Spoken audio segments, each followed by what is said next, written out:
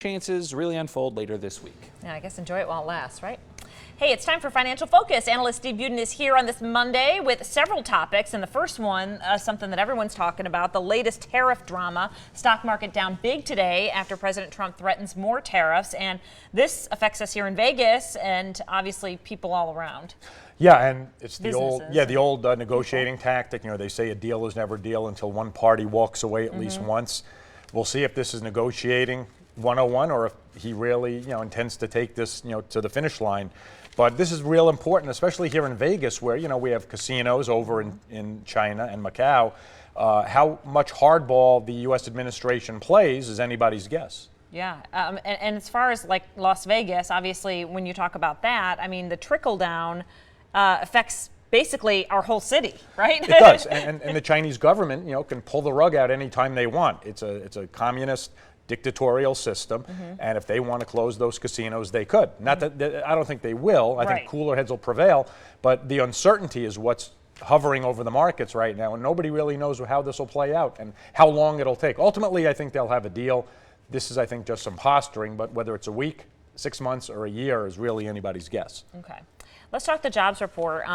Obviously, latest numbers out, and you're saying you're going to share some industries that are pretty hot right now, right? Yeah, and this gets back, I've been doing these reports every quarter, and the openings really haven't changed. What's nice is the unemployment rate really is at a multi-decade low, and you see the number here, over 200,000 jobs. But the concern I have is the participation rate, the number of people working, is still staying relatively flat. So the unemployment rate goes down because a lot of people are leaving the workforce. But the same industries, computers, healthcare, education, those still remain the top three industries for folks to get jobs. And I don't see that stopping anytime soon. Yeah, interesting. I mean, obviously, when we talk about, we always hear the job markets, we're in a good spot. We're in a good spot, but then there's always little things that you look at and you say, okay, this is working, this is hot, this is where people are moving. So interesting stuff. Okay, let's talk about personal interest payments. You were saying that they're up. People are paying more in interest than ever, and this is not good. No, this is definitely one of the red flags we need to keep an eye on. As good as the economy is doing, there's still an underlying concern I have. Up 15%. So the average person who has debt payments is now paying 15% more than they were before. And the concern I have is that interest rates right now are still historically low.